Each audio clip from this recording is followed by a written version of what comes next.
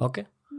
Okay, maybe what I meant by my question was who has like the who would be more like sensitive to it no, most? I meant who has the strongest aura. Strongest for me, aura. like I'll answer it from my perspective. Maybe I'll explain my question better. At Baba Siddiqui's iftar party, I saw Shah Rukh Khan briefly, maybe for like 10 seconds. He walked past me.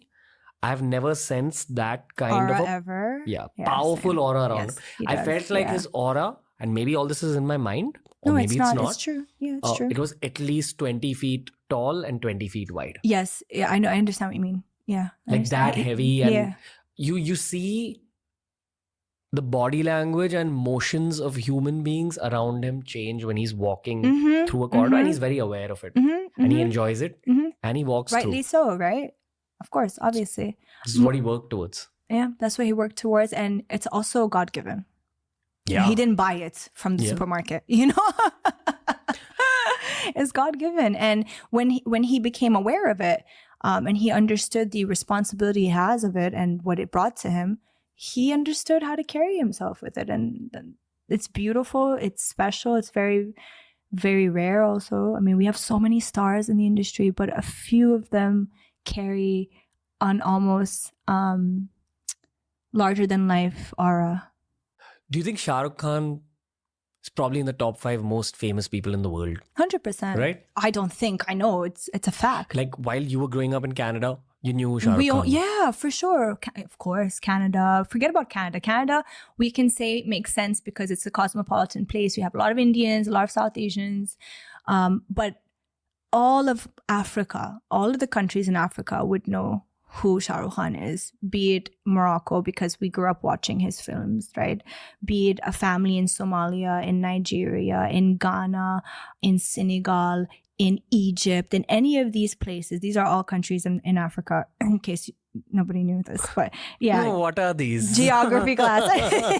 All of them would know Shah Rukh Khan, for sure, hands down. He is the ambassador of Bollywood. He's the ambassador of India. When you were 7 years old, you didn't know you'd be in India, right? No, of course not. I didn't even know I'd be in India when I was 18. Yeah. What about Shah Rukh Khan and Hindi films attracted you in the first place when you were a kid? Specifically Shah Rukh Khan. Because for us, it's his charm. It's like, his charm. And also the kind of films he did. They were family friendly. You could sit at home with your entire family and watch them, which is very important because that becomes a cultural thing, you know? Like, for example, here in India, what are the 2 things people do? They either go and watch cricket or they go to the cinema, right? So it's like a cultural thing, right? We had watching films at home with family, and we couldn't do Hollywood films, right? Because a lot of them were not appropriate to watch with the family. At least if you come from a brown family, you know, like, you know how it is. Cover your eyes during kissing you know, scenes. we're not open-minded like that at all. So Bollywood films were safer. They were family friendly, and also they felt good. It felt nice to watch a Bollywood film because of the stories, you know, the drama, the sentiments, the values, and Arabs, North Africans, brown, like Indians, South Asians, we all share the same sentiments in the end of the day, right? And that's why films are made the way that they're made. And Shah Rukh did films that, you know, my grandma liked, my mom liked, I liked growing up. And we had that moment where we can all sit, you know, some are sitting in the sofa, some are on the floor, and we're all watching the small little TV, and it's Shah Rukh Khan. You know, so he grew up with him. You fall in love with the romantic side of him, the chivalry, you know, the gentleman side, and women love that.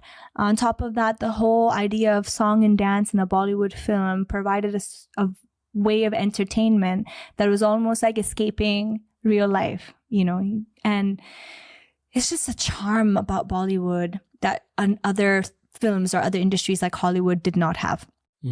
And, you know, you gravitate towards something that you relate to. So we could relate to Bollywood films at that time because it embodied the same things that we had in our cultures too. I mean, my core memory of Shah Rukh Khan from when I was a kid was not knowing the name of this person, but being very attracted to the way he acts. Like he had an innocence in his face also. I don't know. Friendliness. I don't know what it was. It's going back to energies. We were talking about energies. He has a clean energy. Clean energy. Yes, that's what it is. You can see it in his eyes. Sometimes you're like, I mean, Shahrukh Khan is so talented. This has nothing to do with him, but sometimes you'll see like an actor or a star and you're like, I really like them, but they're not that talented. It's not like they have this crazy skill, but there's something about them, the way when they smile or when their eyes, there's a sparkle in their eyes. That's because their energy is clean and their intent, we say in Arabic niyat, their niyat is like very clean, right? And niyat saaf hai. Saaf hai. So iske liye you feel like gravitated towards them. Some stars have that appeal, and some of them, when